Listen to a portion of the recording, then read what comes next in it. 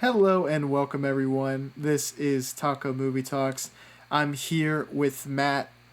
Matt, today our subject matter is one of the directors who I think really started to make a name for himself in the early 70s and is, I think, described as kind of a really unique director. It is Robert Altman, and I wanted to ask you, how did you kind of get introduced to him, and what about his style made you want to keep watching him?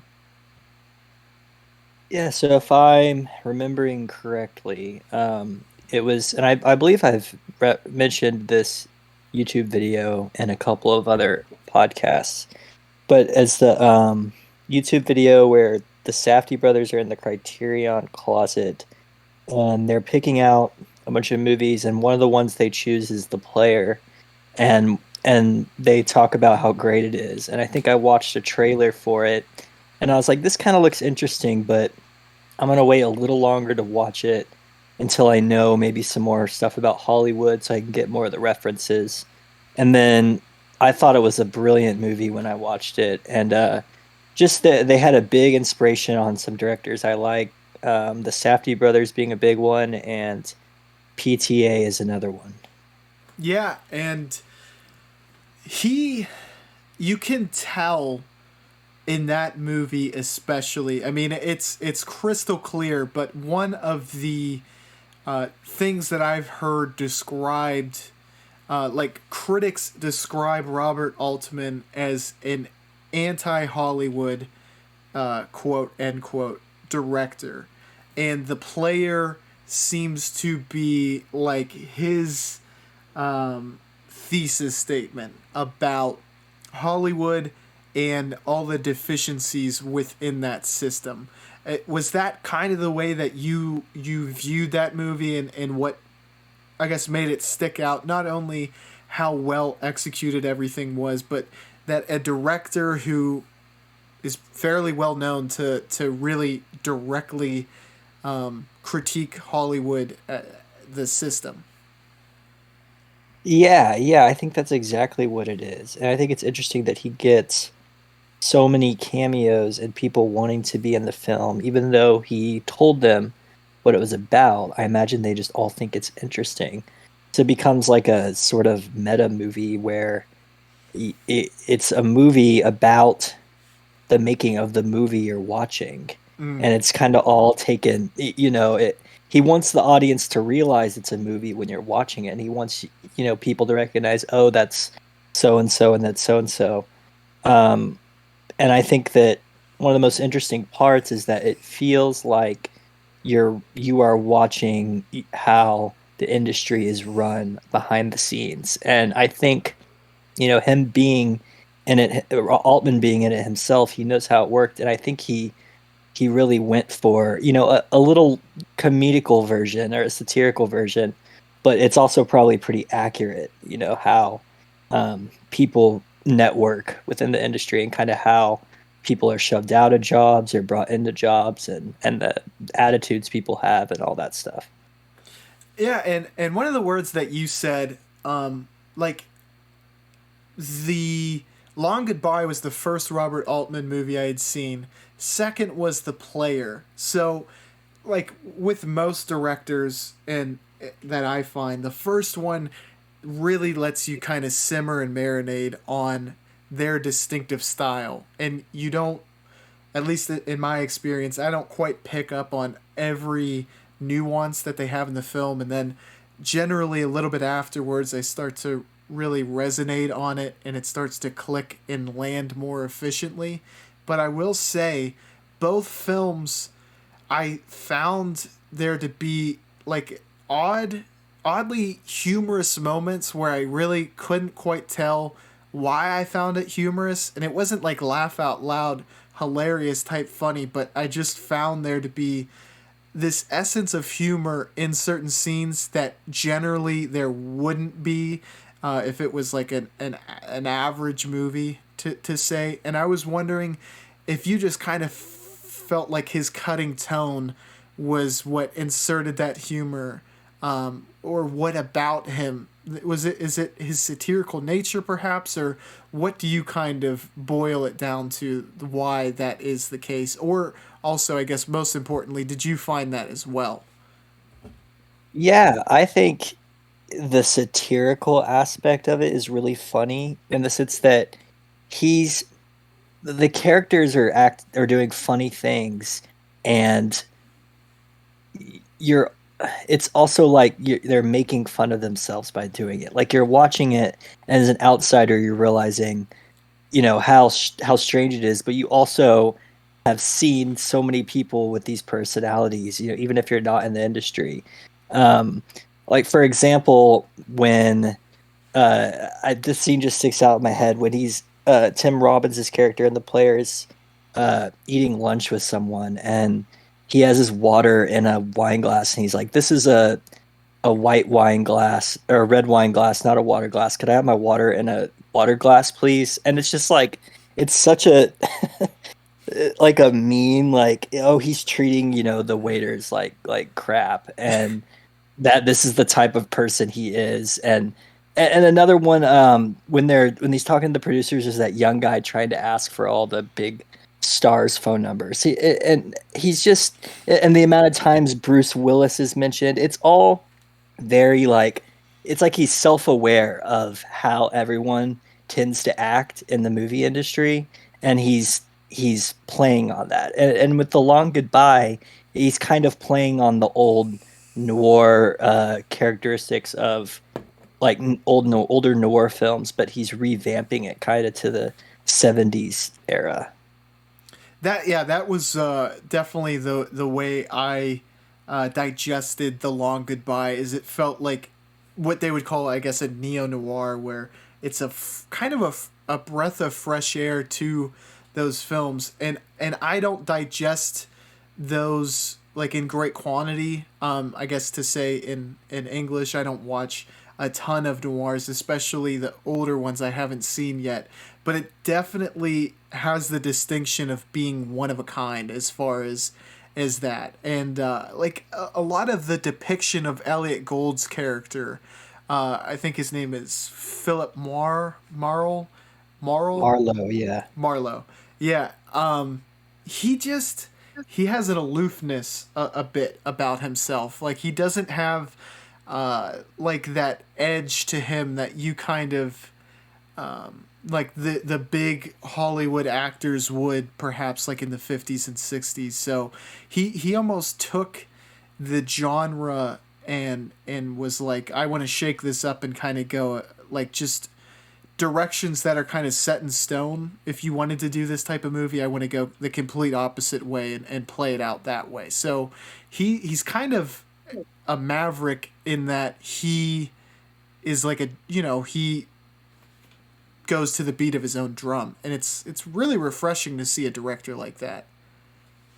Yeah, he does go to the beat of his own drum, and the character in The Long Goodbye does too, and that's kind of what I like the most about him is how laid back he is, and it's as if he is not caring, but at the same time, he does. He's less intense. He's like a what people call, a James Bond-esque character who's just going for what he wants and has an end goal in mind.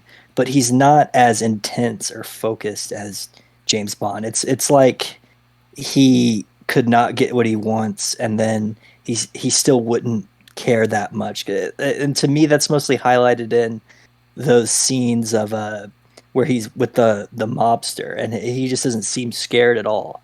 So it's a very I think that the way the character acts is totally Altman's take on maybe what some type of private detective would do in this era, or how he might really act in more of a counterculture time, or just a time that's not set back in the 40s or 50s. So, and I think I agree with you, and I like, and especially as far as the direction that you were kind of like leading with that point.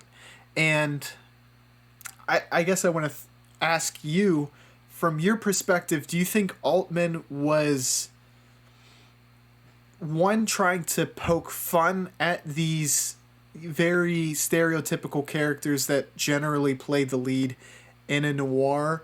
And do you feel like Elliot Gould's character was not only satire but also an attempt to bring it closer to reality? Yeah, so the character Philip Marlowe is actually the same. He has the same name, or I guess he's the same character as this popular noir called The Big Sleep, which is Mm. another movie I really love. But that's an older, classic Hollywood movie. And so he's kind of taking that character and he's changing him a lot. He's kind of like, I'd say, the 70s representation of that character. And another one I think is interesting that kind of highlights how Altman wants to approach a movie like this is, I guess you could call her the love interest, but the woman and her wife and her husband, who's kind of the Hemingway character Mm. who shows up, who's present for a lot of the movie. They're all kind of, maybe not hippie is the right word, but they're all very like what you would think of as seedy but wealthy, like maybe California type people of the 70s who are kind of counterculture, but they're also involved in weird situations. It's hard to find the right words to describe them because I didn't live in that time, but it's kind of that mix of seems like laid back characters that also might smuggle a lot of drugs or something like that. Yeah, exactly. It seems like they're not entirely forthright with their character. They're kind of putting on airs, so to speak. Yeah, yeah. Another, just this is just a very tiny detail, and then there's a ton of really just kind of humorous set pieces, but one of the really interesting little tidbits that Altman kind of injected into Elliot Gould's character Philip Marlowe was he would like mutter to himself a lot, and for whatever reason, it was really unique. You didn't kind of see that a lot because it was dialogue that probably wouldn't be heard by the characters around him, but the way that the audio is kind of layered, it's almost like you're the fly on the shoulder of Philip Marlowe. Like you're directly following his path. But it was like that was kind of a little humorous element to that character, that it was a unique kind of characteristic that he had, and it made him feel like a real person, or like someone that you could actually kind of run into. Yeah, that was something I liked a lot too. And I noticed that more on the rewatch that he's talking to himself a lot, but something that Altman does in a lot of his movies, and this is the biggest thing I think that like the Safdie brothers take from, is that he has the way the audio and dialogue is in the movie, it kind of overlaps to where, and this is another thing that kind of brings you in and makes you feel more like you're in the movie, is that the way people talk and what you hear from people and noises going on are like what you would hear in real life. It's kind of all mixed together, like dialogue overlaps. Mm. So you'll hear him mutter something to himself, and then at the same time, I think it's at the very beginning, you'll start hearing those, yoga girls, those hippie girls that live next to him. You'll like kind of hear them in the background too, and it kind of plays both at the same time. And that's like real life. People talk over each other more often, and that's something that you really see in like the movie Uncut Gems. How the characters are, how I think Adam Sandler's character is constantly yelling and talking over people. It's just a really interesting thing he does with the dialogue audio that's really unique to Altman. I agree, and that is definitely the most realistic way to play it because um, unless you're in a room with just two people talking, you're gonna get overlap as far as dialogue, and literally to a point where it was like years ago. I always thought TV shows and movies would be, you would think it would be more commonplace in the medium for them to do something like that. And I obviously understand that there are kind of obstacles with that where you want it to be clear enough to hear, but I think Altman, he's able to perfect the fine balance of getting the realism from it, but it's also not ruining the audio to where you're not able to follow the point that you that's integral to the story. Right, right. It feels like more, if you walk into a restaurant or a room with a bunch of people, or all those girls sitting out, you hear all of them instead of, the only audio you're hearing is what's important to this story, which is way more immersive, especially probably in a theater with good sound. I agree, and an additional aspect, you kind of mentioned the hippie girls that live next to Philip Marlowe. That was like another little tidbit that added character to this person in the movie, that he's just so nonchalant about it, that these women who are, all the men who stop by his penthouse are like enamored and they're just slack jawed from watching. He is just like cordial to, but it's very nonchalant to their existence. It was just another very kind of funny tidbit that added layer to who Philip Marlowe was. Yeah, yeah, and it's kind of hard to, pin down a lot about Philip Marlowe himself. Like you feel like or I feel like he's sort of not really wanting to do or live his life like he is, but at the same time, the way he acts, he seems confident and content. Um, and like the I noticed like the way he acted more in the rewatch is just very going with the flow on everything. Like when he's at that party with the Hemingway character, I forget his name, and he just is getting drunk with them. And even the ending, you don't really expect him to do that, and it's not even as if his friend. I mean, he did screw him over, but he it's about him murdering his own wife. It's not like he killed Philip Marlowe's wife. So it's kind of like this. His whole goal is not. You don't even know, at the end whether he just wants to confirm he's alive, or what he's gonna do. And to speak to that in conjunction with the player, that ending was one, unexpected, and two, kind of felt like the anti Hollywood ending as well, because I thought I had a sense for where it was going, and it felt like that roads were leading potentially towards Elliot Gould kind of hooking up with the wife of the Hemingway character as well. And to kind of go that direction was completely unexpected, and I quite like the ending. And I want to ask you, did you also think it was going that way, or were you equally surprised by the direction they decided to go?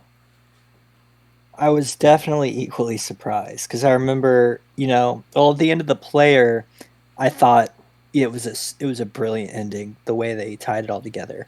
And I thought for the long goodbye, I just did not. I remember the first time around, I wasn't even sure, if he's gonna find him or not find him. But then, when the last 2 minutes play out, I was I was not expecting that at all. I didn't know, what he would do if he did or didn't find his friend. But yeah, very unexpected.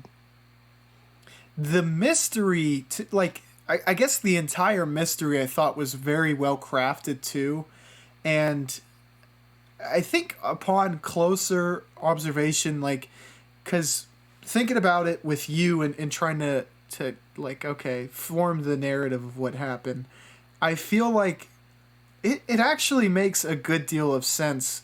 So whenever you're not kind of breaking the suspension of disbelief, that's ultimately something you really have to keep in mind with a mystery along the lines of The Long Goodbye.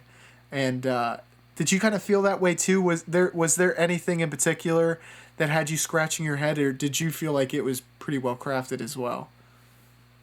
Oh, I thought it was really well crafted in the way that you didn't know where it was going exactly. You kind of had a sense, but then it was almost as if it did go in that direction, but just a little, different than what you would have expected. Like you mentioned it earlier, but uh, the wife who you thought was going to be his love interest, that doesn't, that plays out in a weird way that you wouldn't expect.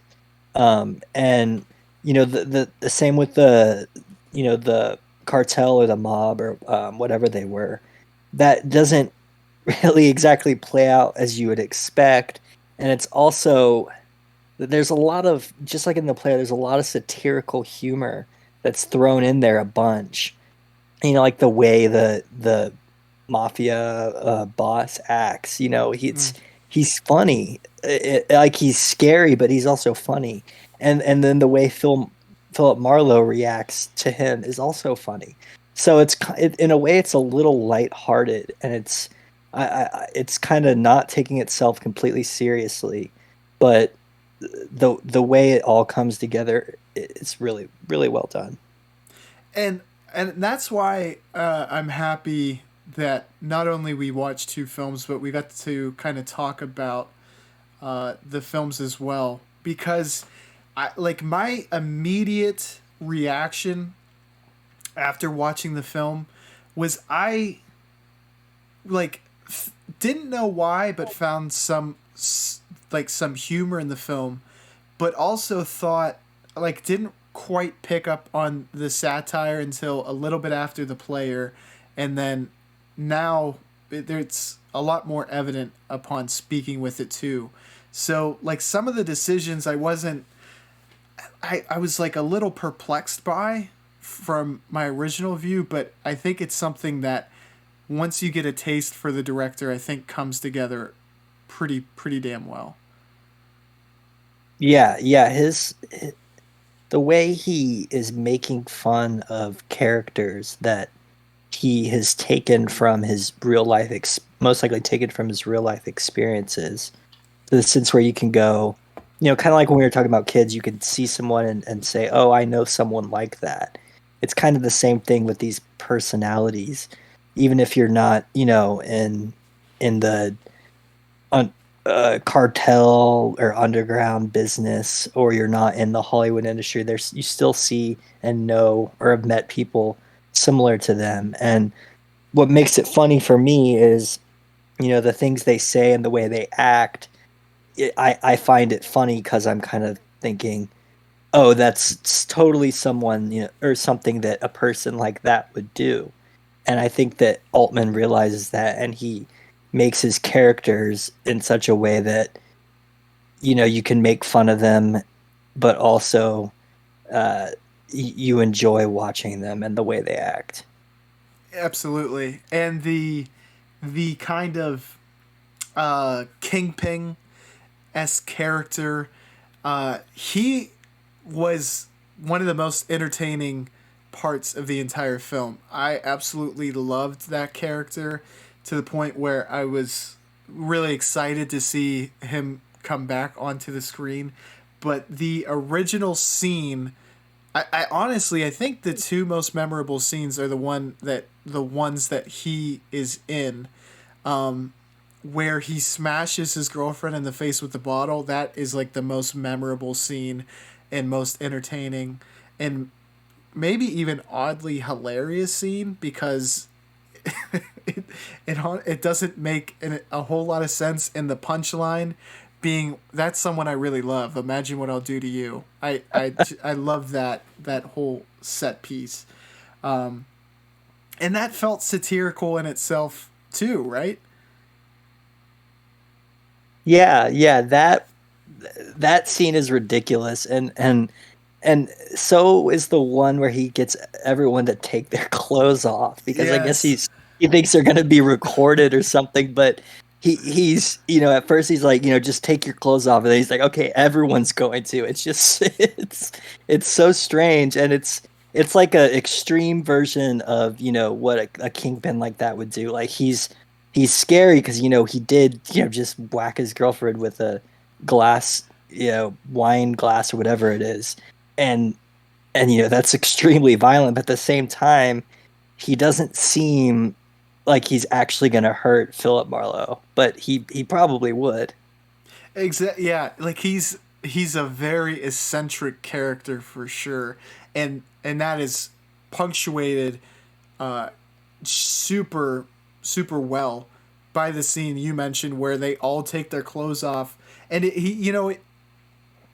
you feel like you can watch it safely in regards to Philip Marlowe's character just from that action on its own, where as opposed to in a noir played straight, they would force Philip Marlowe to do whatever the request is, but he's almost trying to reason with him, and he's like, "Oh, you feel uncomfortable? Well, I'll take my clothes off.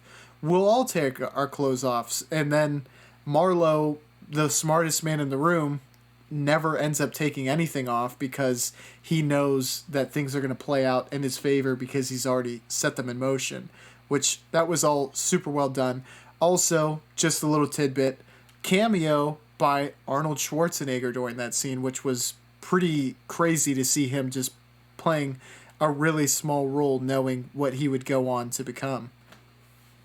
Yeah, yeah. It must have been, a little before he got all his big like Terminator roles, and because he doesn't really have a speaking part, but he still looks, huge. And that I wonder if that was done purposefully too, because you have Arnold Schwarzenegger, and this looks like it is probably very close to when he finished bodybuilding, because he looks like probably the best shape he's been, up there with Conan the Barbarian and the Terminator. And I think just timeline wise, he might have just retired. But you have him, who is like this huge dominating force, someone who could easily hurt someone like Philip Marlowe pretty bad.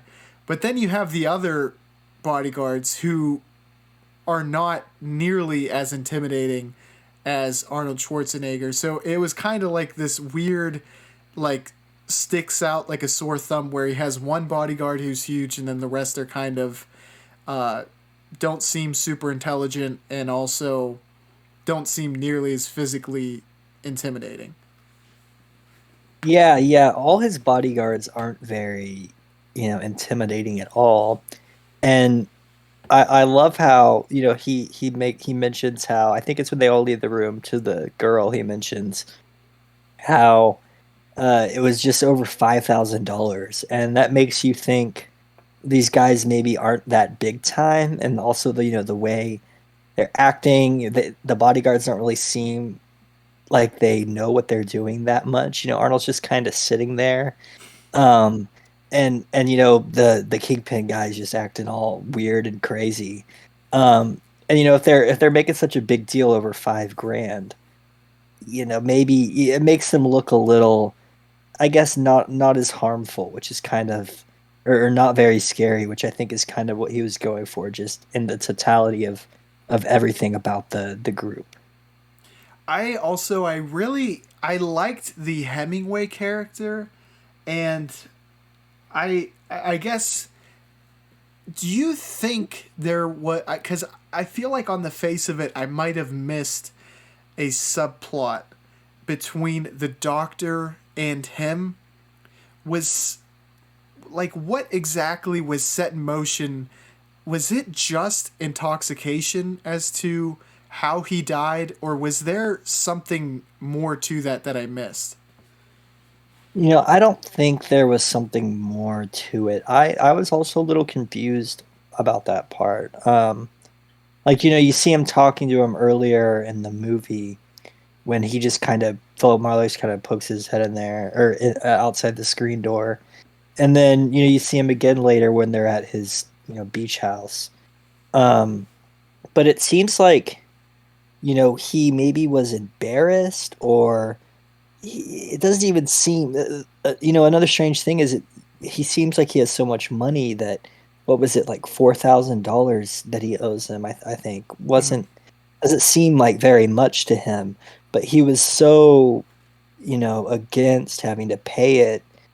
And also, you think maybe it's for his pride, but he was also super hammered. um and then he just kind of goes out and you know, I guess kind of kills himself, but also could just be super drunk. You don't really, it's not really answered. At least I didn't get an answer. Yeah, so I stand pretty much exactly where you are. I wasn't, I had all of those kind of mixed thoughts running through my head trying to piece it together, and it seems like there's plausibility to like numerous interpretations.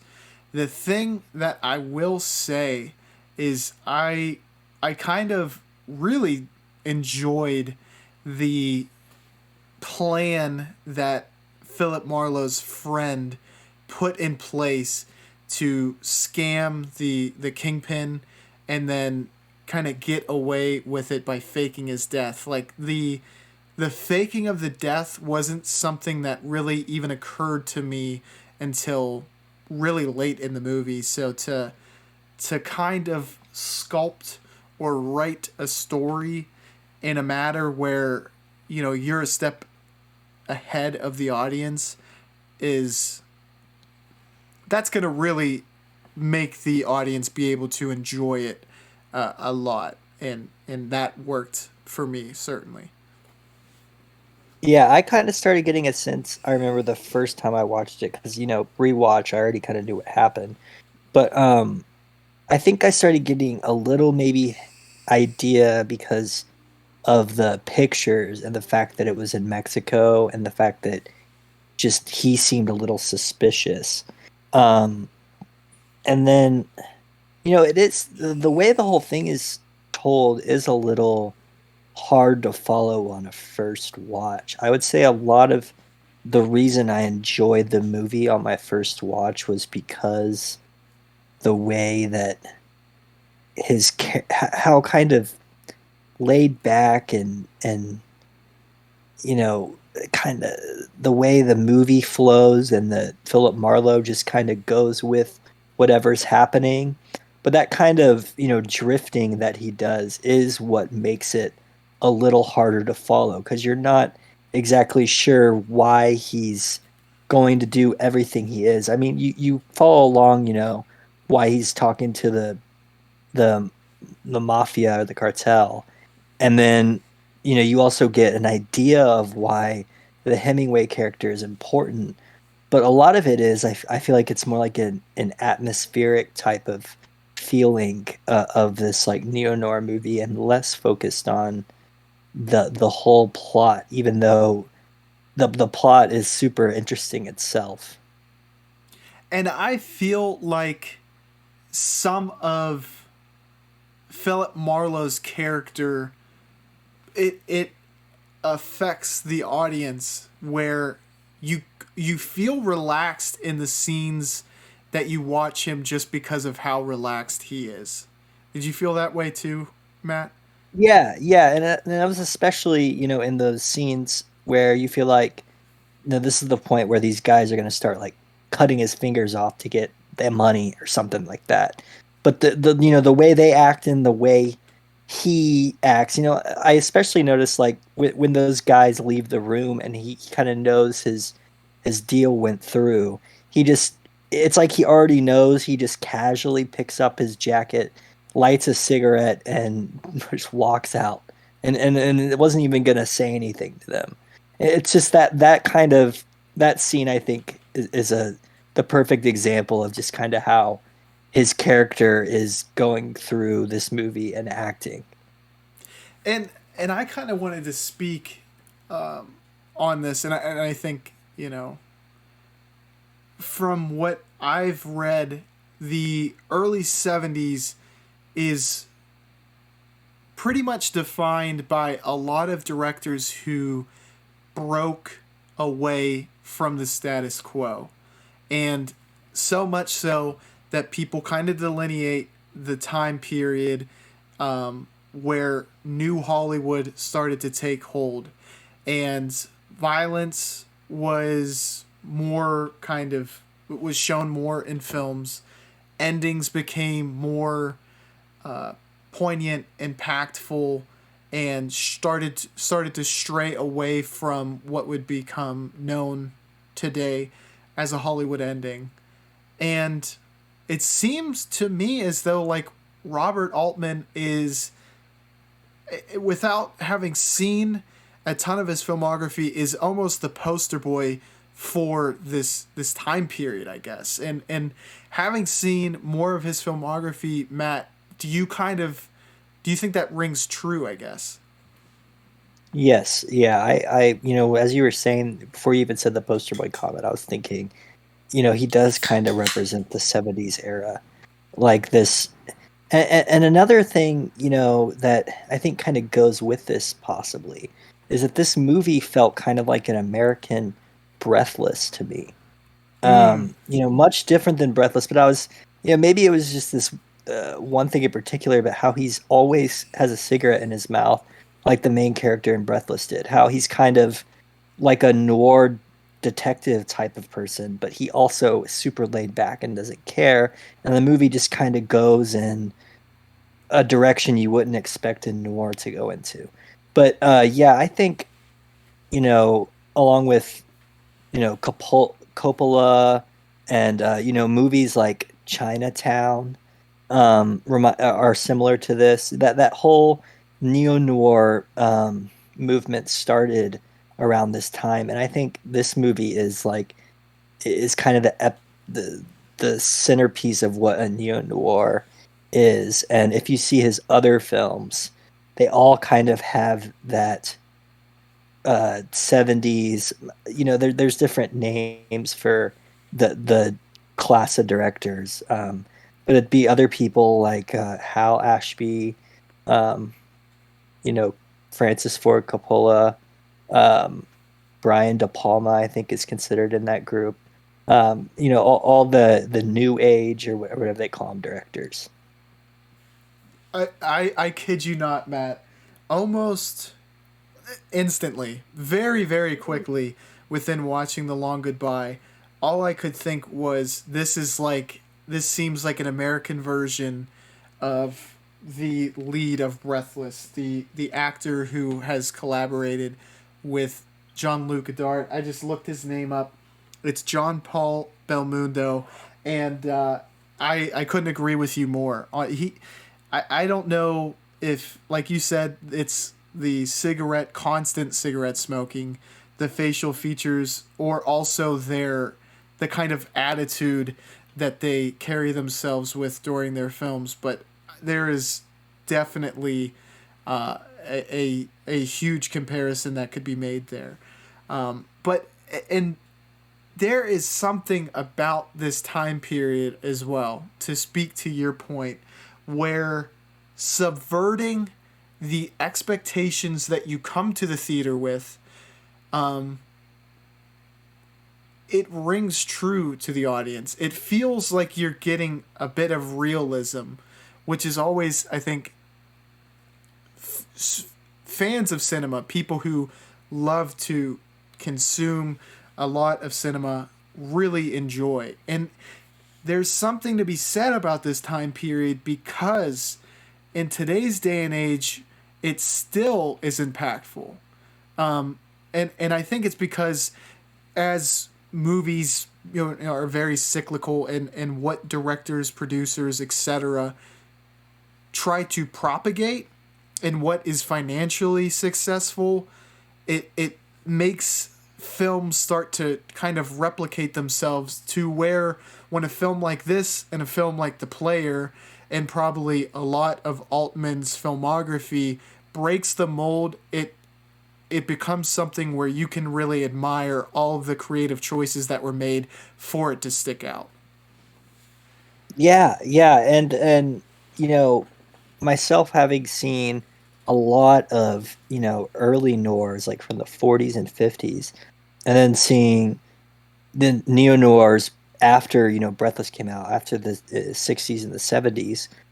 It's interesting to see how, you know, the early noirs are very much that entertainment cinema where the audience goes in, they know to expect, a really well done story that likely, if it's an American movie, has a happy ending. And you also get a good sense of these characters. They're mostly, good and evil, and there's kind of a clear line. And then when you get these, like this neo-noir film, um, it's you very much see how much movies and noirs have changed, and this film, exemplifies that a lot. Like you see how everything's like shot on a location. It doesn't look like a set. There probably was, some sets and set pieces, but it feels more like the actors are in actual rooms, or they're on the street, or they're outside. And then it's even more so the way that the story unfolds, kind of how what we've been talking about. It's it feels like the way the story unfolds is much more like Breathless than it would be like a classic noir movie. Um, just that it's not, the plot isn't as structured, and it seems like it's going in different directions. It seems as if, he would have only, for example, spent so much time with the Hemingway character and his wife if, say they were directly connected to the the mafia, or they were directly, or he knew for a fact they were connected to the killing. But it's kind of like he spends so much time there, and you're not really sure why. But then as it develops, you kind of get a sense. It's more like a feeling of, these characters kind of mean something in this other way that you wouldn't have expected it. Yeah, I completely agree with you. And I kind of want to throw a question to you, Matt. There was a word that I used previously to describe Robert Altman, the Maverick. And I just read something on one of these film websites that kind of go into detail about directors. And apparently, what they had said on his bio page is that this was actually a term that he didn't like being called. And the question that I wanted to throw to you is because he looks, or to me, feels like, in essence, a director that looks at cinema as an art form. And I think that it sounds so simple on the face of it, but the kind of, I would say the majority look at it as a money making opportunity, and I think that is why a lot of safe choices are made. And this gets kind of spoken to at lengths and very clearly depicted in the next movie, The Player. But I think that mindset is what leads to these very creative choices being made, but also perhaps why Altman thought it was ludicrous to say something like that, despite the fact that I think you and I maybe would agree that I think he is a maverick in a lot of ways when it comes to movies. Yeah, yeah, I think he is too. What I know about, him as a person is he, and just like the interviews I've seen, um, he, I know, had an alcohol problem, and I think I've heard, a lot of actors, and this may have been when he got a little older, it may have not been in his prime. Um, they, had a hard time working with him, I think. Not all the time, but I think if he was drinking, they did. And he, to me, he strikes me as someone who does see cinema as an art form, especially I think, to me, like the number one thing I think of when I think of an Altman movie is the dialogue thing we were talking about earlier, the way he uses audio. It's the same, in kind of all his movies. And the immersive type of new, you know, feel that the movie has to it. Um, and just from seeing him, he doesn't seem like the type of person who would want to take a lot of credit. He seems like he's more uh not secretive, but he doesn't he always thinks he could probably be doing better. Mm. So when you say that, how do you mean? Can you elaborate on that? That last point about always doing better. Yeah, well, I mean, I think it's the same with a lot of artists. I think that um he's never fully satisfied with Mm. his work. I don't know a lot about him, and when I actually watched a lot of the interviews when I first saw his movies, which was a couple years ago now, so I don't remember completely, but I just think his movies themselves are pretty much all like sort of what you would say art house cinema. Like the movie MASH, was it came a TV show and was really popular, and Altman actually also did a lot of TV work. I believe he directed a lot of the TV episodes of MASH as well. So he was someone that was really in the industry, and I think that was part of what helped him out for the player. But I feel like he was someone that was maybe stuck, had one foot in the industry and another foot wanting to have full creative control over every aspect of his movies, maybe like a John Cassavetes, and maybe a lot of how he got funding since he was so tied up in the industry couldn't allow him to fully make everything he wanted or exactly how he wanted it done. Even though to me, both of these films feel like, you know, super creative decisions in terms of everything about them as well as their endings. It doesn't seem like Hollywood ending at all. So I could be wrong on that point, but just seeing him in interviews, that's the kind of person he strikes me as. Yeah, and one of the discussions that I had pretty recently was about Quentin Tarantino and kind of how lucky a career. And when I say that, I'm not talking about talent wise, but to have a movie funded by Harvey Keitel and allow him to do exactly what he wanted from the outset, have that be a tremendous success, laid the blueprint that like he had carte blanche throughout the entirety of his career, and he hasn't had to make concessions since.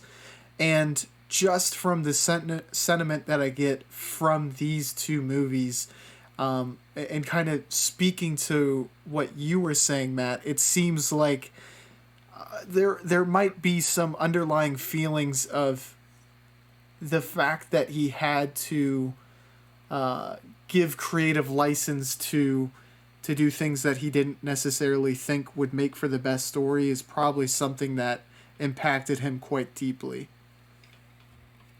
Yeah, yeah. Were you saying Tarantino has to do that too? Because I haven't heard him talk about that, but I wasn't. I'm not sure. No, I he was because of how he started, he has had the freedom essentially from being able to tell producers like if you don't like it, someone's gonna buy the Tarantino movie, and Yeah, he's been blessed with freedom just because of how it all started for him. yeah, yeah. I think Altman seems. I'm not sure about this, but if I'm remembering correctly, I think he came up through directing television, and you see quite a few um, film directors like that. And I think when you don't have like a breakout film, like a Pulp Fiction where it becomes, it's that cool mix of being like kind of an indie movie, but also, a super popular movie where everybody knows that movie. Your name has become so, like everyone knows who Tarantino is. Um, but I'm not sure if everyone would know Altman in the same way. Even back then, he was obviously making popular movies, but Tarantino is more of a household name, I think, because he had that breakout movie. So Exactly. he can, yeah, so he can kind of choose, like what you were saying, he can kind of have pretty much full creative control because of his name. And you brought up a really good point, because like of his class of directors that Altman is in, I think, and you named a few, and honestly, a lot of people who know about movies, I think they would have more popularity or notoriety than an Altman, despite the fact that he was also bringing the same breath of fresh air. Like you mentioned Francis Ford Coppola, Brian De Palma. I think you could throw Scorsese in that class as well. And there's probably a few other very iconic directors that are in that class. And the fact of the matter is he gets lost in the shuffle a little bit, and you have to wonder, because honestly you can see the talent is there with Robert Altman, and it just makes you wonder, like, why is that the case? And maybe it is because he just wasn't able to have that breakout movie maybe until a little bit later in his career. Yeah, yeah, it feels, 'cause I think everybody knows MASH, at least everyone that lived in that time period, because it was extremely popular. But it's not something where you would go, oh, that's, Robert Altman's film and kind of his TV show. In the same way where, Quentin Tarantino has kind of got, even a genre is kind of not his, but he adapted so much from Japanese samurai Mm. movies, and he kind of turned that into he kind of developed a new version, American version of that, in a sense, and also he has his own type of noir movies, I would say. Yeah, not his own, but he kind of started a even new era that's definitely similar to The Long Goodbye, but it got more recognition. Mm-hmm. Yeah, and you just kind of like shined a spotlight on a point that it's like, Altman here is clearly making a large contribution to a style of neo noir, and yeah, it's just it's really it's I was gonna say funny, but I don't think it's interesting to see that juxtaposition of someone like Tarantino and an Altman, and how the popularity can kind of sway. And I'm not discounting Tarantino by any means, but it is just kind of interesting to look at the dichotomy, and I think that kind of speaks to why Altman might want to stick it to Hollywood even more so, just because it's the entire system, not even the producers, writers, the large figureheads of the production companies, but also how mainstream audiences can kind of play into the cyclical nature of just kind of making a clone of the same old stuff and throwing it out there, and it being consumed on a massive stage. Yeah, yeah, I think the player kind of emphasizes those points you made, especially that last one a lot. I was just thinking of when they do the test screening and towards the end, and they basically go with the storyline that Tim Robbins' character knew was going to be horrible, but the irony is that that's probably what the people are gonna love. And I think all that comes across in that movie as one of the main points. And I think obviously Altman felt that way since he was trying to get that across. So I want to ask you, Matt, do you have any additional points you would like to make for The Long Goodbye? Not any additional points, but I did read an interesting piece of trivia. I believe it was yesterday that because I was like, man, this soundtrack is really good. What are these songs? And I realized it's the same, or I read that it's the same song performed by different groups. So I thought it's the song about the long goodbye. And I just thought that was a kind of an interesting thing about the movie. I thought that was interesting too, and I thought that was almost like it was almost a parody because at a certain point I was like, they keep playing this same song over and over again. And I think he was trying to make commentary on something. I don't know if that's, I guess you could call it a trope of early noirs where they would very frequently replay a song. And I will say, one of the, I guess, one, like maybe second to last or one of the last versions we hear of it was actually a pretty damn good version. So I want to throw that out there too. Did you feel like that was part of the parody that they kept playing The Long Goodbye? Yeah, and just thinking about that, they keep playing it. It reminds me again of Godard, how he does that same thing in Breathless, and also this other movie, Contempt.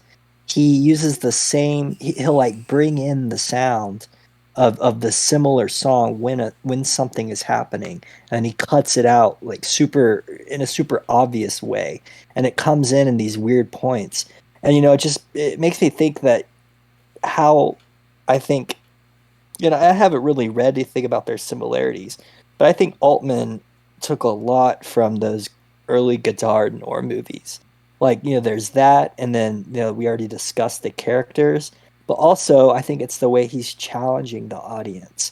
He's not making you explicitly realize it's a movie, but it's kind of, well, like what we've been discussing, how the way the movie just meanders around, how there's not a strict plot. It's very not what an audience is going to go in expecting from, a poster with the guy with a gun. It's going to look like a crime movie, with an interesting plot, uh, and instead you get this kind of atmospheric, dreamlike, super nonchalant laid back feeling from the movie and all the characters, kind of like a 60s hippie counterculture. And I don't know if he took a lot of inspiration from him, but the more I think about it, the more I think he's kind of merging uh, the old American noirs with this new French movement that happened, I guess, 13 years before this movie came out. Yeah, absolutely. I feel like a director like Altman, who really thinks outside the box, would definitely be inspired by something like the French New Wave movement. And I'll I'll lead. And I want to preface this with the fact that I think both my enjoyment and anyone who has yet to watch but has been, I guess, inspired to watch this for a first time, I think going in with this kind of surface knowledge of that this film isn't absolutely played straight will enjoy the movie more. And me not really knowing that and kind of figuring it out towards the end and a little bit afterwards, probably even only after the player did I fully realize that like the way I consumed it was almost kind of playing on my expectations and subverting them. But I gave it a 3.5. Matt, what did you rate this film? I gave this one a 4 out of 5. Um, I think it was a solid, neo noir movie with it. Definitely has its own style. Yeah, I thought it was really good as well, and honestly think rewatching with the knowledge it would bump up to great in my mind. The next movie that we watched, this is a movie that was critically acclaimed, won awards at the Cannes Film Festival. It is The Player, with the lead of Tim Robbins, who was really really good, and we kind of spoke to it a little bit in the build up, and really the best way to describe it was how you described it, Matt. It's kind of a meta movie that gives a lot of commentary and criticism of the whole movie making process, I guess. Okay, yeah. So is this movie and Shortcuts are my favorite Altman movies, and what I really love about this is how I think it's a hilarious movie, and I think this film kind of maybe a little more so than the Long Goodbye uh, features how Altman does in a way character studies about a variety of characters like an ensemble cast. That's another thing I think is present in a lot of his works, especially Shortcuts too. And that is the most, you know, that's the theme that goes over more the most into Paul Thomas Anderson's work. Like you see, Boogie Nights and Magnolia are my favorite films from him, and those have a lot to say about a lot of different characters. And I think that this movie is the same. It is focused on Tim Robbins, but it has a lot to say about everyone in the industry. And you kind of, and it's the same with Nashville. It has a lot to say about everyone in that in the music industry or the country music industry. So that's a prevailing interesting theme in his movies, and I think him and Paul Thomas Anderson are both masters at having commentary on relationships, industries, and different characters and the way they interact, how it affects all of them. Yeah, and I didn't really think about the similarity until you just said it, but Boogie Nights and The Player feels really really similar. I think the only difference that I could could make between the two is it feels like Boogie Nights has a semblance of uh, respect. Like it's taking an industry or a form of entertainment that generally has a lot of preconceived notions, like negative preconceived notions to it, and kind of presents it with a very clean slate. But obviously, the player has a kind of slanted perspective on the movie industry, and we talked a lot about our personal philosophies as to what Altman likely like how he felt about the movie industry. This seems to be his thesis of that. Yeah, yeah, it's like in Boogie Nights, they take, the pornography industry, and you see these stereotypical, characters like the one that I remember the most is the mom character, the one who kind of in Boogie Nights kind of takes care of the people starring, and but she also, is a porn star herself, and there's definitely people like that in the industry, that have been in it forever. The older guys or the older women, and it's kind of like their life, and they're kind of bringing new people into it. And at the same time, you see that character, and you judge them for all the different things they do, and it really speaks a lot to not just the character of the movie, but how the whole thing works in real life. And you could say that same thing for the player. You see Tim Robbins' character isn't likable that much. I mean, he's likable in the movie, but what I was trying to say is if you met him in person, you'd be like, this guy's an asshole. Mm-hmm. But through the movie, you come to see what issues he's going through. Because from the outside you think, oh, this guy's like millionaire movie producer. He has a perfect life. And you know, that's also what the writer thinks. But, you know, through what you see Tim Robbins going through, you know, how he, mostly the fact that he actually wants to produce a good film is something you respect him for, and you like his character even at the end, or I did. Yeah, like it was honest, and I feel like that is again Altman playing with our expectations, where the lead you kind of uh, you expect to be a character that when all is said and done and everything's resolved, you're going to end up liking. And I wanted to kind of throw it to you because it's honestly, I think the absolute ending of the film felt like a bit unjust and was like really the turning point of when I started to look critically at Tim Robbins' character and think like what you were saying is he is a little bit of an asshole if you look at all of his actions. Yeah, it's kind of like, you know, Altman's condemning the producer, you know, because it's interesting the way, you know, and I thought the way he ended it is one of my favorite endings for any movie, just because it's a hard thing to put into words, but it's like, you know, he's making this movie about making movies.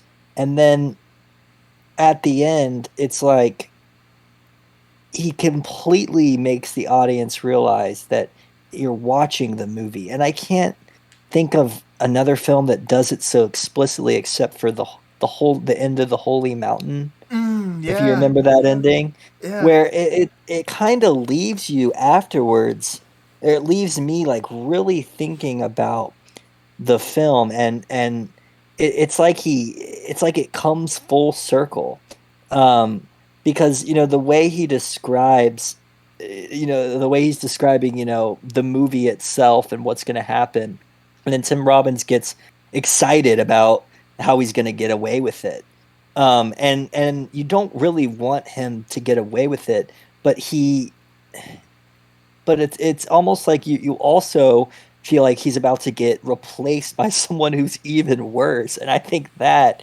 is really, you know, what it is. Like Tim Robbins isn't his character isn't great, but Larry Leahy, I forgot to say his name, seems even worse. And what's interesting is I actually looked it up, and Larry Leahy is a real person. So I think these are all real individuals who just submitted to lay themselves get made fun of.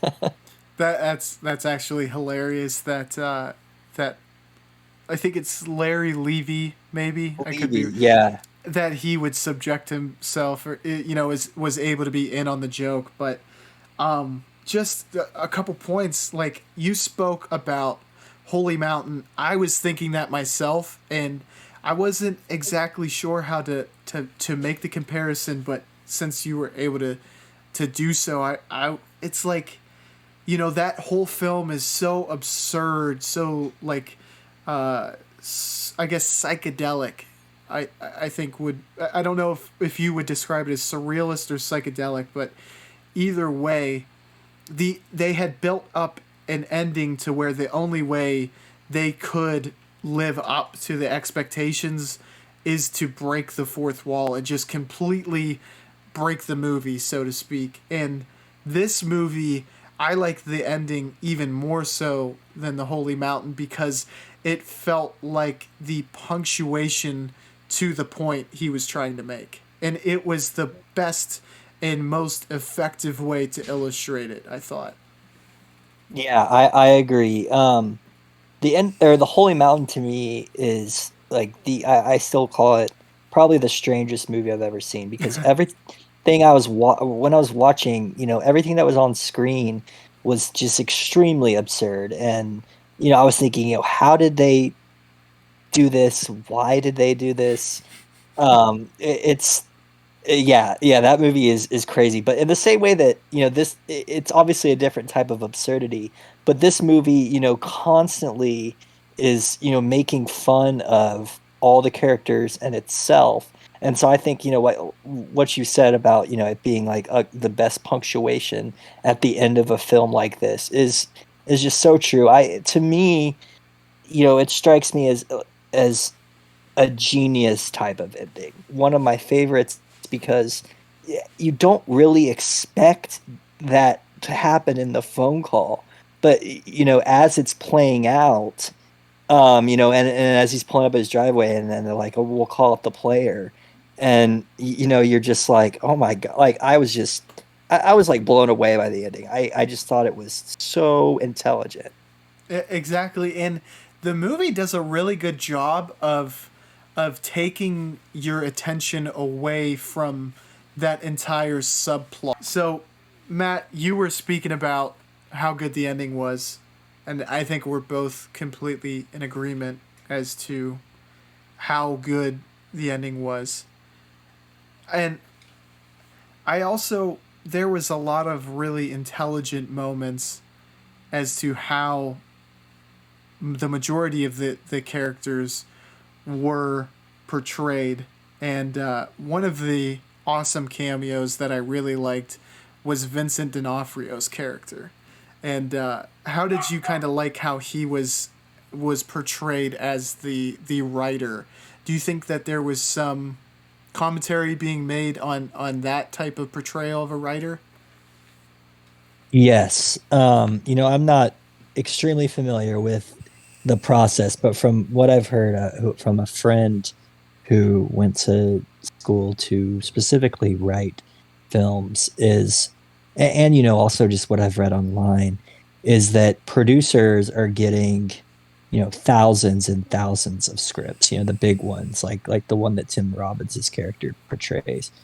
And I think most of them are pretty bad or what they would consider bad, so not only do they not have time to look at all of them, but you got, you know, eh, the stereotypical writer is such, is this character to a T. They think they're, brilliant and their writings are and their scripts are just phenomenal, but they might not be really they might not be doing a lot of self-reflection, and maybe they're an idealist type person where they think that they can just write what they want, and as long as it's creative and they think it's unique, then someone's going to pick it up. A producer's going to agree to do it and take a big chance on them. And the reality is that that almost never happens. Those are just the 0.001% success stories you hear, and most writers are stuck in the world where they're writing, and the producers don't exactly take them seriously. And I think it's funny that neither did his, I don't even know if that was his girlfriend, but basically she was, Robert Altman wrote her as a type of girl that would only exist in a movie and Mm. not in real life. But she doesn't even take him very seriously, and I think that is, what, if someone says I want to be a writer for movies, that's what most people are going to think that you're going to end up becoming, is that character. I completely agree, and I love how that storyline and the storyline that kind of kicks things off, where Tim Robbins is being threatened. I love how they both intertwine, and then how we're able to be distracted from the original storyline. And like, kind of a metaphor is like how a magician will have you look to a certain part of the stage while the real magic is happening, off to the side, or averted from your vision. I that I felt is how the weight of the ending was able to hit that much harder, is because he was able to kind of distract me from that original storyline enough to where it was right as I'm asking, okay, well, what's going to happen with that? And then the answer comes just like a perfectly timed punchline. Yeah, and you kind of even you don't forget about the writer, but he just seems like he seems unlikable, even though Tim Robbins is also. He seems like aggressive and kind of like he doesn't really get what he likes. And then, the girl becomes, Tim Robbins' character. She becomes his like Hollywood wife at the end, who's just a housewife and just wants to stay home and like do art and work on the house. It's a very, it's all the characters are extremely stereotyped, and that's also what makes them funny. But also, what makes them, what makes you them have some depth in the sense that uh, they're it's like they're the real people. Tim Robbins has probably produced movies, so they're kind of playing versions of themselves, and Robert Altman's taking that and taking their real personalities and making them satirical and ironic. Hmm. And like another tidbit to kind of, embolden that point is that I feel like there's commentary to the fact that Tim Robbins, a killer, like you would have to be a heartless type to be like the exec at a production company like that. Like I felt like that was one of the sticking points he was trying to make, that ties into the ending as well. Mm-hmm. Yeah, you have to be, that low empathy, kind of like I was thinking how he was like a more mild and non-violent kind of Patrick Bateman type character. Not Mm. like he was super focused on his, body or his status as much as he was focused on his job. And I guess, status definitely, but more in a different kind of status, being that executive producer and then getting shoveled out by this new guy who is just as much of an asshole as he is, but he's more willing to go the safe route, I guess you would say. And with the movies, which gets more funding probably in turn, but you also realize that Tim Robbins' character, if he's been doing it for a long time and he's about to get pushed out, he probably was once like Larry Levy, and Mm. now maybe he's, they didn't touch on this that much, but maybe he's a little more fed up with producing the same types of movies over and over. And one of my favorite parts, and I think that really highlights what he's trying to say about how the same movies get made over and over, is the part with Bruce Willis at the end. And I believe, who's the actress? Really, it's not Natalie Portman. Jul- Do you remember who it? Juliet, Joel. Damn, I can picture her in my head. Um, I think it's the actress who was in uh, Little Woman. She was the prostitute, I think, in in that movie with Richard Gere.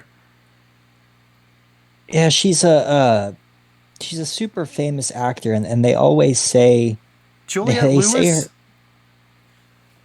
her. Um, no, I'm thinking of I don't know. She gets saved at the end by Bruce Willis's character. It's it Angelina Jolie, or no, that's not right.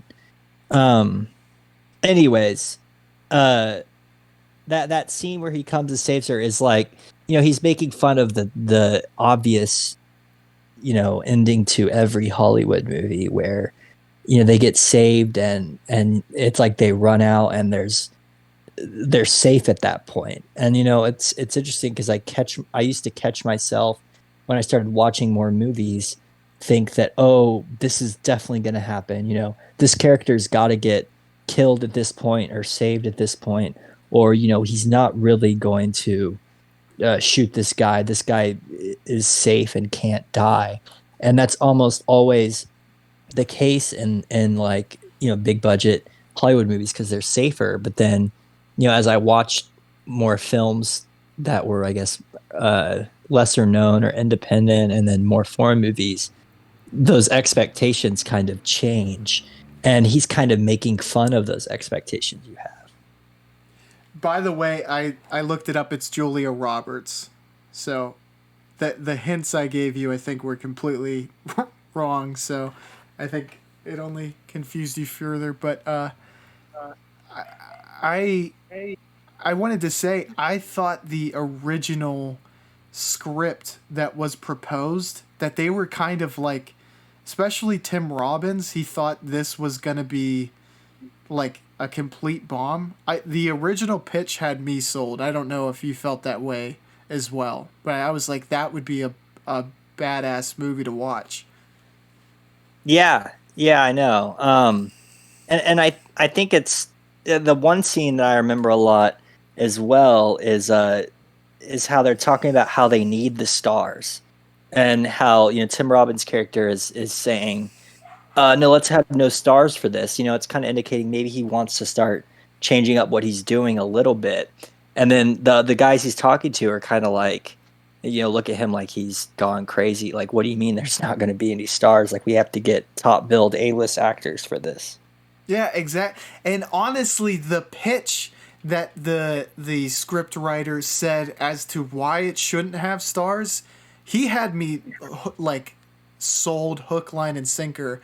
I was like, yeah, that makes sense. Like, because if you have relative unknowns, yeah, that's not going to like immediately hook the mainstream audience, but it also sucks you into the story further.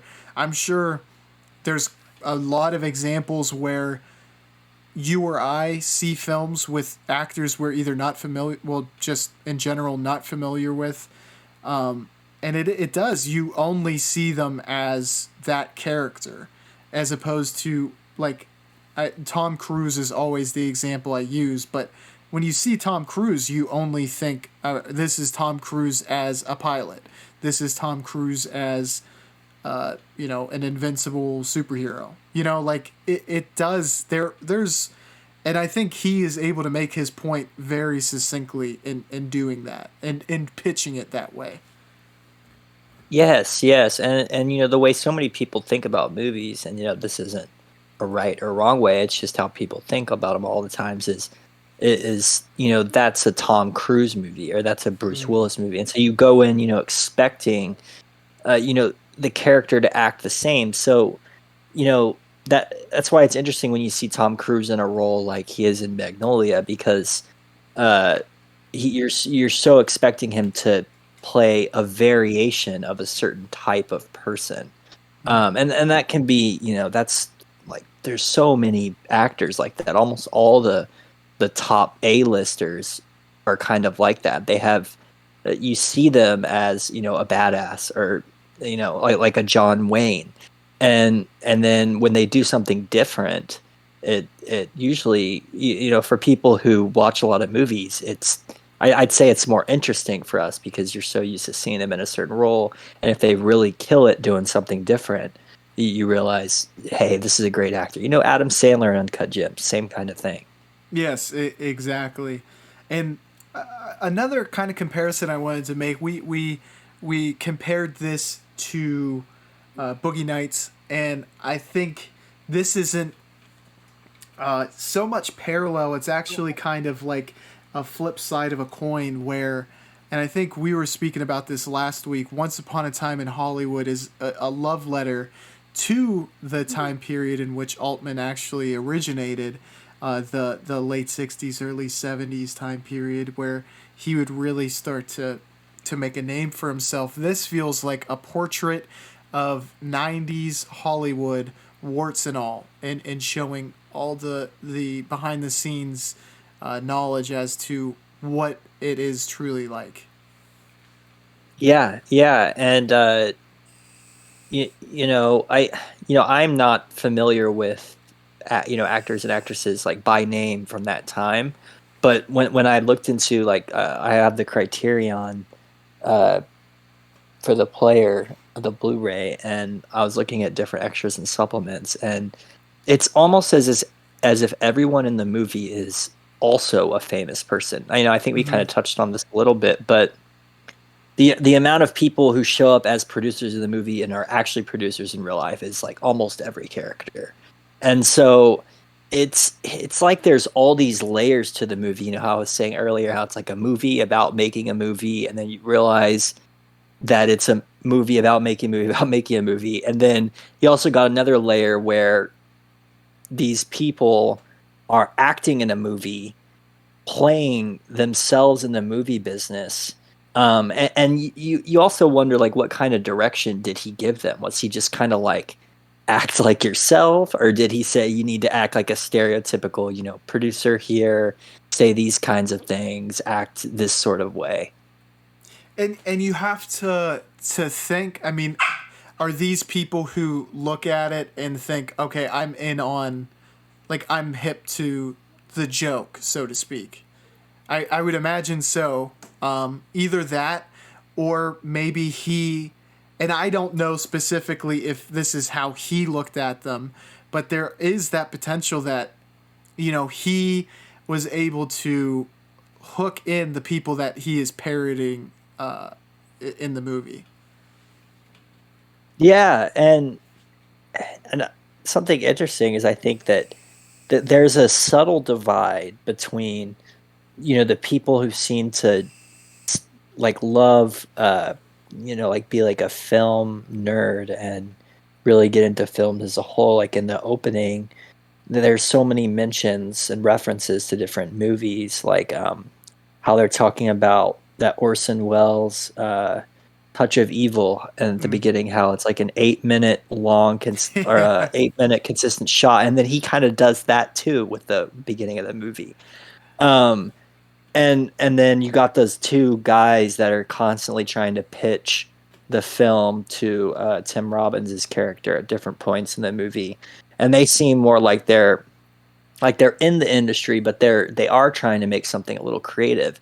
But then you got the strict business people who they know films, but they maybe don't go into film theory and history as deeply as the other people, and that's more like the typical producer type people. You don't really get a sense of what Tim Robbins is in, which camp he's in, but Larry Levy is the obvious, uh, you know, the guy that the movie studios are gonna want to hire. He's there's certain directors in Hollywood today where they're big name directors, but Hollywood producers will know they can go to this person if they want to make a movie a certain way, to where that director doesn't really have a lot of creative say in the film, but what they're good at is creating a film that is profitable and big budget, and they'll basically follow the producer's rules. They'll have a little of their own flair to it, but they're what people would call them complete industry type people, and that's kind of what like I think Larry Levy represents the most. And it's so interesting at the timing of watching this movie and discussing it with you, because I was kind of doing some uh, like box office calculations and some research, and only going back about 5-ish years. And it actually was just kind of coinciding from an interest in Robert Eggers, Jordan Peele, and Ari Aster. And you would be absolutely surprised to see how many Oscar Best Picture movies lost money, and how the blockbuster pictures are actually starting to have success infiltrating the Oscar race for Best Picture. And when you look at Hollywood as a whole, and ultimately the goal is to make money, and all of the kind of thought processes that go into your motivation for making a movie. It's really that fine balance is so interesting between, I want to make something that's really really good, but also it would be nice to make money as well. I don't know if there was really a point to be made there, but it's really interesting when you see the the different perspectives in that you are more likely to be successful if you can get an IP that's well known that can get a ton of investors as opposed to creating something completely unique that's executed really well. Honestly, I mean the failure rate of trying to do a creative endeavor is really high. Not to say blockbusters don't fail as well, but you can gross $1 billion and then also get nominated for an Oscar like Top Gun Maverick and Avatar The Way of Water. It's really interesting to see the way that things are trending perhaps. Yeah, yeah, I agree. It not only is it, harder for, in the creative aspect to come up with an entire story or world on your own, but then convincing people who have the money to make it happen, which is going to be at least millions, if not tens of millions or hundreds of millions, is is so low if you don't have any, reputability in the industry because they're not going to throw there's only so much money and they only want to fund stuff that they think they're going to make their money back on. So if that's why like a Pulp Fiction from Quentin Tarantino is such a crazy type of situation in general because that, or a breakout movie in the sense where it's that popular, and also it's basically the first thing they've done, or the first, not done, but the first thing they get known for, and it's a unique work. um because like you were saying, getting an IP and then just making your own version of the story is going to usually go better because people are familiar with it. Like if like Star Wars, like yeah, that's what you see a lot nowadays is people, or is the companies revamping, not just like 90s Disney movies, but um all kinds of stuff from the 80s and 90s. And I'm not the biggest fan. There has been sometimes they've done it pretty well, I think. But a lot of the times to me it feels like it's almost purely done because they know audiences are familiar with this and they're going to come see it and they're going to get their money back. And it's not, oftentimes it doesn't feel like it's done with the passion. And, Mm-hmm. it may have been by the director or whoever wanted to do it, and then it kind of got screwed over by the industry as a whole, kind of like how you see in The Player, how they kind of screw that movie over with a weird ending that will be more appealing. But you know it's just that whole kind of cycle and the way the whole thing operates, where it's like it's so hard to strike that balance between trying to profit and also making something super creative and new. I couldn't agree with you more, and obviously this is going to be hard to predict, but I want to get what your feel for the way that movie consumption is going. And I think we discussed this a little bit last week, but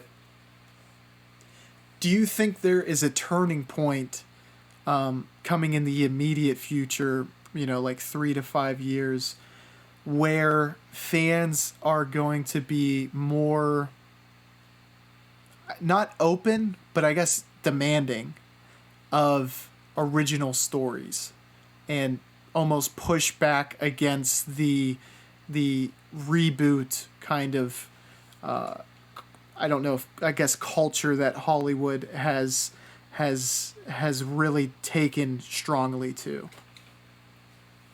Yeah, that's hard. I don't know. I wish. What comes to mind for me is there's a kind of a different generational outlook on movies and what they're supposed to be now. That there's been TVs and DVDs forever, but streaming adds another layer of we can just watch this here, or maybe it won't even release in the theater, it'll just come directly here. So I think that does a couple of things. And, one, it could mean that only, certain movies go to the theater. But Mm, that could also mean, giant big budget action films, or it could mean someone who's making a movie with an intent that it needs to be shown in theater has to get it released there. And then, there's other factors like, um, I think that what people like to watch nowadays is much more democratic. Like what blows up and goes viral is almost always like the will of the people online, and that's more like the younger generation.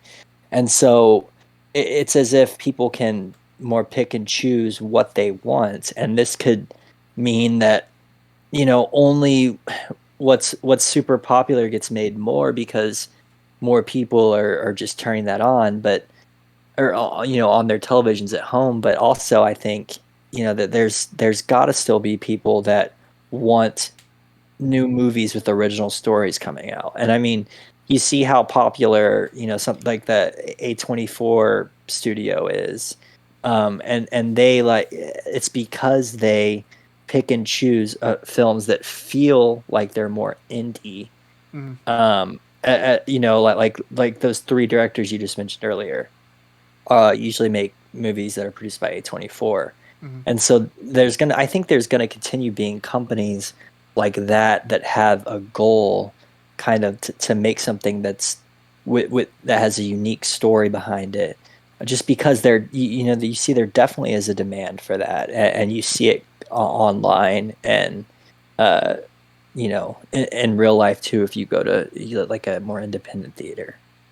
Yeah, and I have to say, like, it doesn't feel like the battle is lost because of how many great movies came out this year alone. Um, but it does.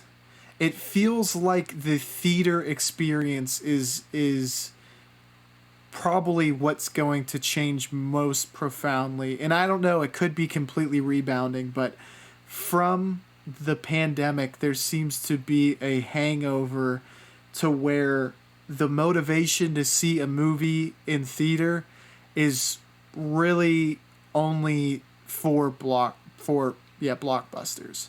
At least, and that might be too much just speaking from my own experience, but I think the box office kind of speaks to that too, where like people only want to go for like an experience in the theater, and maybe are content to enjoy a film that's more critically acclaimed at their own house, and I wonder how that is going to really shape things moving forward. And I guess my only big concern would be that streaming services are getting enough revenue, and that they're not going to like gouge the consumers to also be able to consume those types of movies that aren't blockbusters. Yeah, I agree. I think if I had to choose, the direction it's going, I would agree with what you said, where people, there are still groups of people that want to go see a new movie that's not like a new, superhero movie or a big budget movie where it really makes a difference to see it in the theater. I think, most of those people are discovering them even maybe on streaming, and then maybe they'll go to a theater later on once they think a director's good or they want to see a certain type of movie. But I think that, in terms of just the accessibility and the how easy it is to just find, it's the same thing with music. Like you used to have to go out and collect Mm, records, and you used to have to go out and really like spend a lot of hours at a theater if you wanted to watch all these, these movies that not a lot of people have seen or not a lot of people, around our age have seen. But now, if you get into it, you have a whole, millions or hundreds of thousands of possible movies you can watch on, 5 to 10 plus different streaming channels, and there's only, there's more and more that are popping up. It seems like every every month, like they'll just utilize ads and have random films on there that I guess they acquire the rights to for uh, probably a low amount of money, and then they can probably recoup their money through the advertisements. So it's an interesting way the business model is shifting. Yeah, I agree, and we're living through the evolution of it, and like you said, seeing new ones pop up more and more. And I think you said it, and it was like a brilliant kind of. It felt like an epitome whenever you said it, that it's like this is the new television, and we're just buying channels now. Like it this is the new cable. It's crazy the way that this has broken down to where it's like Netflix is almost its own channel now. It's and it's exactly what people are kind of trying to break away from lack of a better term. But it's in essence kind of turning into what it stemmed from, or what it was trying to break away from. Yeah, yeah, because I find myself now like I don't even use Netflix that much anymore. But if I wanted to, if I was in the mood to watch a certain type of show, I would look at Netflix Mm-hmm. or Hulu. But when I want to watch like a certain movie or like a more I guess art house movie or foreign movie, I'll go to the Criterion channel. And even I think HBO is the most diverse, where it has good television shows and good movies on it. But then there's Disney Plus. If you're a Disney fan, you go there for your Disney films and your Disney shows. And then there's Peacock, and there's like Plex and Tubi and Pluto, and those are the ones that kind of emphasize the ads. And I'll find a random movie that not a lot of people have seen, and it'll be on Tubi, and I just Mm-hmm. think you know I guess they've acquired rights from studios to probably a host of movies, and they're just seeing maybe what sticks and what makes the money and what people are watching.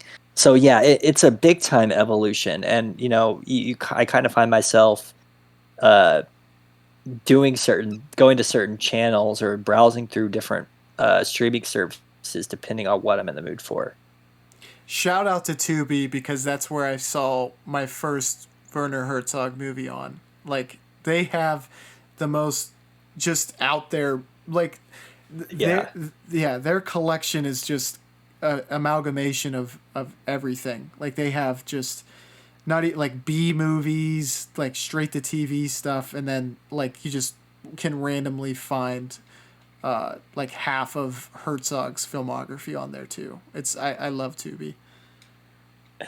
Yeah, yeah, and then I'm actually taking a class about copyright right now at the law school I go to, and um, an interesting thing I've learned is how copyright eventually dies. So Mm, these like older films now, like 30s movies and 20s movies, silent ones, are in the public domain. So that's why you can find a lot of them on like YouTube or this like public archive website I've downloaded movies for before, and they're free and available to everyone.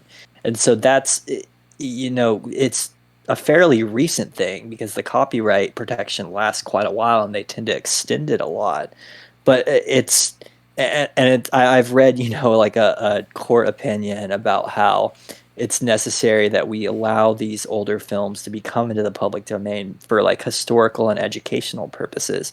So there's that aspect of it too, which you can now access a lot of these really old films for free if you want, and even other films just appear on YouTube randomly, and sometimes they don't get taken down for a long time. yeah, I think that's super duper interesting too. I think as of January 1st, like Metropolis came into the public domain, and I don't know. I think it's either 90 or 100 years. It's quite a long time, and I mean, you have to figure. I mean, at this point, it's like grandchildren are getting to profit off of the work of their family, which I think you could go to debate either side of that. The thing that I find most interesting, and I don't know if it's specifically ex-Soviet Russia countries, but we seem to like their copyrights definitely, at least here in the United States, seem to not last nearly as long. And I is it, do you know, and I know this is a very specific question, but is it their copyright law, or is it because we don't recognize their copyright law that you can seemingly, like, they just seem like public domain, a lot of those Soviet movies? Yeah, that's actually a really interesting question, and I never thought about that. And I'll probably ask my professor that because I think that's an interesting question. How, like a foreign, film or music, how that copyright would work in in the U.S. And there, I read something interesting in that class. It was a few weeks ago now, so I don't quite remember. But the European Union has its own set of laws they've established. For copyright. I can't remember exactly what it is, but and then Russia isn't in, obviously not in the EU. I don't think they are. Um, and so yeah, maybe that has to do with it. But another interesting thing is that it's basically a known thing that it keeps getting extended in America because of Disney. I did hear And about that. yeah, yeah. Disney doesn't want to, let the mouse become public domain. It's getting to the point where it's getting pretty close. So you wonder, what the true intentions are behind the whole thing. Anytime a law is changed, if there's money to be made, you have to follow the money. Generally, it is I think where you'll find why certain decisions are being made. Um, to wrap it up, Matt, I want to ask you: do you have any additional points? Anything you would like to add about the player? No, I would just say this is I mean, either of these two movies are perfect first movies to watch if you want to get a feel for what Robert Altman film is like. But I know I would go into this one just and the Long Goodbye too, just with a laid back like attitude where just expect to laugh, be in a good mood. Don't expect it to be super serious, and it's one of those movies that I can just have fun with because I love satire and irony. So yeah, great film. Yep, absolutely. I gave this one a 4 out of 5. Matt, what would you rate the player? This is one of my favorite movies. It's in my favorite movie list. I would say it's probably in my top 50 movies, and so I give this one a 5 out of 5, perfect score. Yeah, and I think wholehearted. Uh, Definitely recommend both of these movies, and I definitely am going to check out more Robert Altman movies moving forward. With that being said, Matt, thank you for joining me, man. This was a great conversation. Yeah, as always, thank you for having me. That's all from us. Thank y'all, and we will catch you on the Flippity Flip. Bye, y'all.